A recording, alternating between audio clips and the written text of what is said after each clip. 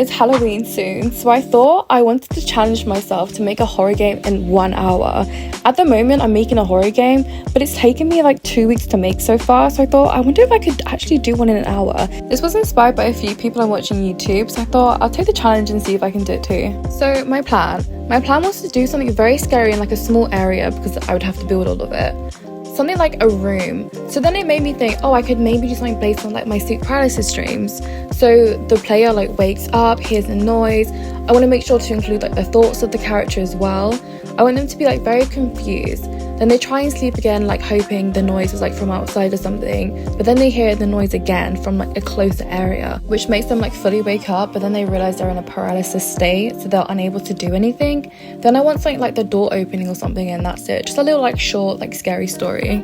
Luckily, as I am making another horror game, I do have a lot of models. I would make everything from scratch, but that would take a lot more than an hour, and I really do want to get this done. So I started on the bedroom. I wanted to make it look really cozy. I then needed a cupboard. I felt like it was just really missing something. So I made this on Blender. I did two because I didn't like how the first one turned out.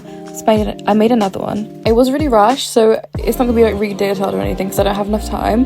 But also ignore the way I make things. I'm still new to Blender, so I'm still like learning. I know I'm doing things probably like the noobiest way ever, but I'll get there one day.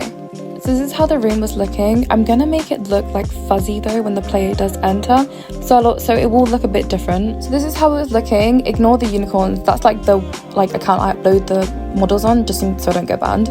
But yeah, this is how it was looking. It looks like fuzzy. It looks like a cozy room. It's really small, but in the game the player will be on the bed, so I need to script that.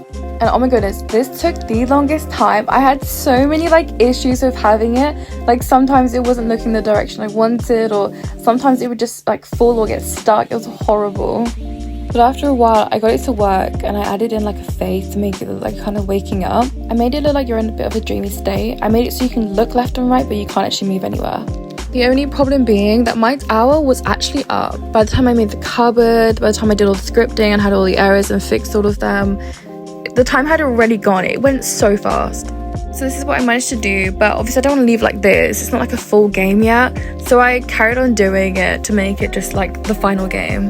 It was quite close though. All I really had to do was like the narrator and then the sound effects and then the door opening, and that would have been it. So I started working on that. Then after a few more hours, I finally had finished, and this is the game.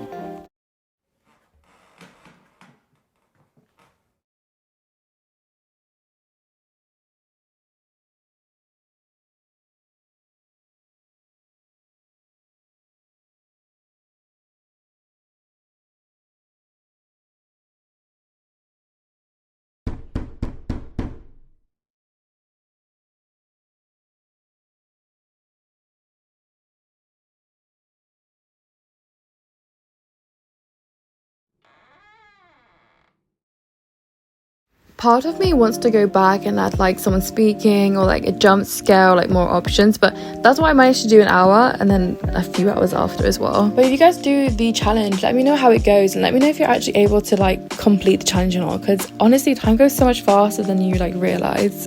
If you do want to see the game, it'll be linked in the bio. But have a lovely week. Bye guys.